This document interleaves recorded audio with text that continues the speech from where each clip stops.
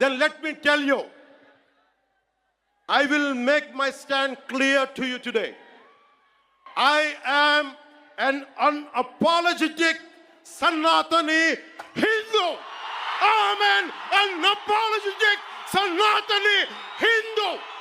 ఈరోజు చాలా special day. మనకి సనాతన ధర్మం అనగానే ముందుగా గుర్తొచ్చే dynamic leader in 2025 Pawan Kalyan garu. మన ఏన్షియంట్ డేస్లో చూసుకున్నట్టయితే చాలామంది లెజెండ్స్ లైక్ బాల్ గంగాధర్ తిలక్, గణపతి ఉత్సవాలు, శివాజీ జయంతి ద్వారా హిందూ ఏకత్వాన్ని మేల్కొల్పిన జాతీయ నేత బాల్ గంగాధర్ తిలక్.